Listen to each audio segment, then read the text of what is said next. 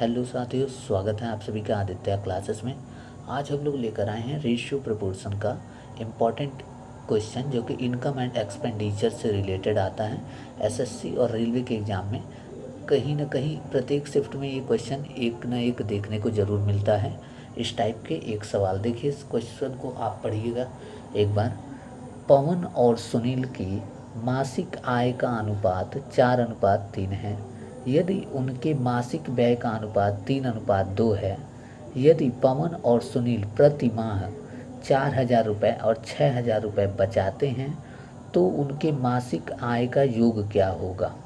ठीक है, तो क्वेश्चन कह रहा है कि पवन और सुनील दो व्यक्ति हैं और ये लोग जो मंथली जो इनकम करते हैं उसका रेशियो 4:3 दे रखा है, और जो वो लोग खर्च करते हैं मंथ में उसका रेशियो 3:2 दे रखा है। तो उसका ये जो अर्निंग का रेशियो है और ये एक्सपेंडिचर का रेशियो है। तो उसके बाद जो बच जाता है खर्च के बाद, पवन के पास 4,000 रुपये बचते हैं और सुनील के पास 6,000 रुपये बचते हैं। तब उस आपसे पूछेगा कि दोनों की मंथली इनकम का टोटल बताइए, या पवन की मंथली इनकम बताइए या सुनील की बताइए, या फिर हो सकता है दोनों का पूछ लें। तो इसको कैसे करेंगे, देखिए इसको करने के बहुत सारे तरीके हैं और हम इस वीडियो में देखने वाले हैं जो सबसे शॉर्ट तरीका है इस ऐसे सवालों को करने का, वो हम लोग जानेंगे। देखिए क्या करते हैं इसमें x और y मानने की कोई आवश्यकता नहीं है। सीधे यहाँ पे लिखेंगे पवन और सुनील। ठीक, पवन की अर्निंग है 4 और सुनील की अर्निंग है 3।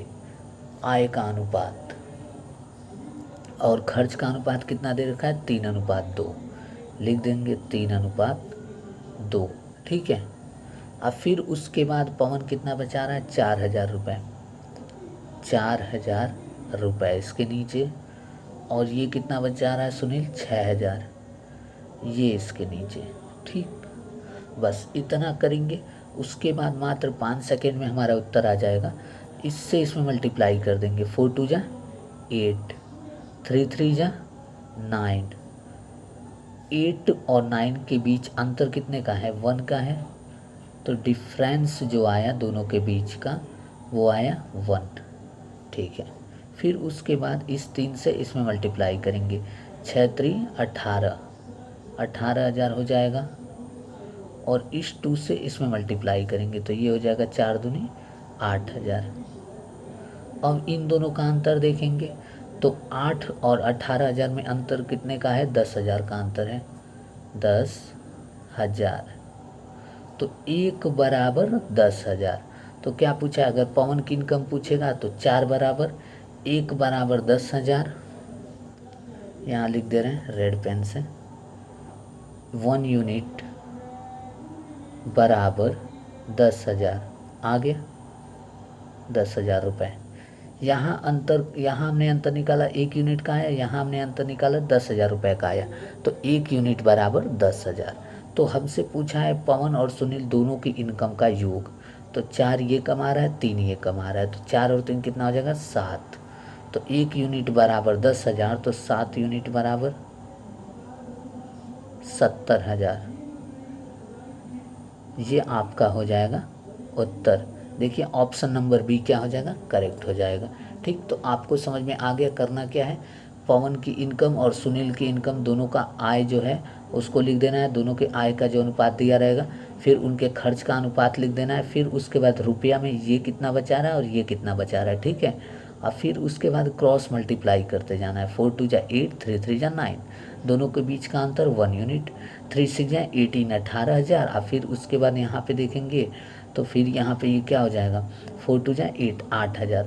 तो 18,000 और 8,000, बड़े वाले में से छोटे वाले को घटाएंगे। तो 18,000 और 8,000 अंतर कितने का है, 10,000 का। तो 1 यूनिट बराबर 10,000। तो 1 यूनिट 10,000 के बराबर आया। तो हमसे यदि पवन की इनकम पूछता तो 4 यूनिट, तो 4 यूनिट बराबर हो जाता 40,000। सुनील की इनकम पूछता तो 3 यूनिट, 3 यूनिट बराबर हो जाता 30,000। ठीक है, लेकिन हमसे पवन और सुनील दोनों का जोड़ पूछा है। तो 4 और 3 इन दोनों को जोड़ लेंगे तो 4 3 होता है 7, तो 7 बराबर क्या हो जाएगा 70,000। तो ऐसे सवालों को इस तरीके से आसानी से करते हैं। ठीक है, एक क्वेश्चन और देख लेते हैं इसी पर आधारित। तो ऐसे सवाल हर बार किसी न किसी शिफ्ट में देखने को मिल जाते हैं, रेलवे में भी बहुत सारे ऐसे सवाल देखने को मिलते हैं। तो एक बार और अच्छे से इसको समझ लीजिए यदि आपको समझ में नहीं आया तो। ये दूसरा क्वेश्चन भी सेम उसी पैटर्न पर है और ये CHSL में आया था। ऐसे सवाल आते रहते हैं रेशियो एंड प्रोपोर्शन से। x और y की आय का अनुपात 5:6 है, ये और उनके व्यय का अनुपात 6:5 है। तो कमाते इतना है, खर्च इतना करते हैं। तो कमाना और खर्च करने के बाद x के पास 7,000 रुपये और y के पास 15,000 रुपये बचते हैं। तो x की आय कितनी होगी ये बताना है। तो फिर वही काम हम लोग करेंगे। अभी हम लोगों ने सीखा है x लिखेंगे, y लिखेंगे। आय का अनुपात 5:6 और खर्च का अनुपात 6:5। ठीक, ये कितना बचा रहा है 7,000। 7,000, यहाँ कॉमा गलत हो गया है। ये कितना बचा रहा है 15,000। ठीक, अब देखिए, अब सीधे सीधे मल्टीप्लाई कर देना है। ये कितना हो जाएगा 5 × 5 = 25, 6 × 6 = 36। 25 और 36 कितने का अंतर आ जाएगा यहाँ 11 का, 11 यूनिट। ठीक, अब यहाँ ज़रा अंतर देखते हैं। 15 × 6 = 90, यानी कि ये कितना हो जाएगा 90,000। ठीक है, और ये 7 × 5 = 35, ये हो जाएगा 35,000। अब 90,000 में से 35,000 चला जाएगा तो यहाँ कितने का अंतर आएगा, यहाँ आ जाएगा आपका 55,000 का अंतर। ठीक है, अब 11 यूनिट बराबर 55,000, तो 1 यूनिट बराबर 5,000, वही होगा। 11 यूनिट बराबर 55,000, तो 1 यूनिट बराबर 5,000। और क्या पूछा है यक्स की आय कितनी है, तो यक्स कितना है 5 यूनिट। तो 1 यूनिट बराबर हमने अभी अभी निकाला है 5,000। ठीक है, तो 5 यूनिट बराबर 1 यूनिट बराबर 5,000, तो 5 यूनिट बराबर 25,000। Option number C. तो आपको इतना वहाँ पे कैलकुलेट करके नहीं दिखाना है कि 11 यूनिट इक्वल टू 55,000, जैसे मैंने यहाँ पे लिखा है तो 1 यूनिट इक्वल टू दिस, उतना आपको नहीं करना। ये आपको माइंड में ही सोच लेना है कि 11 यूनिट बराबर 55,000 है तो 1 यूनिट बराबर 5,000 हो जाएगा। तो x की वैल्यू बतानी है, x बताना है तो 5 यूनिट। 1 यूनिट बराबर 5,000, तो 5 यूनिट बराबर 25,000। आशा करता हूँ समझ में आ गया होगा। अब इस पे एक और क्वेश्चन आपको प्रैक्टिस करा देते हैं, फिर अब इसके बाद हम मिलेंगे नेक्स्ट वीडियो में। ये क्वेश्चन भी CHSL में पूछा गया है, प्रीवियस ईयर क्वेश्चन है। CHSL शायद 2018 में पूछा गया है ये क्वेश्चन। क्वेश्चन कह रहा है कि यस और टी की आय का अनुपात 3:4 है, तो हम लिख लेंगे एस और टी 3:4। खर्च का अनुपात कितना है 1:1। और कितना बचा रहा है, यस बचा रहा है 4,000 और टी बचा रहा है 22,000। तो लिख देंगे यहाँ पे ये 4,000 बचा रहा है और टी कितना बचा रहा है 22,000। बस, अब इसके बाद करेंगे क्रॉस मल्टीप्लाई और हमारा उत्तर आ जाएगा। ये 3, ये 4, अंतर कितने का 1 यूनिट का।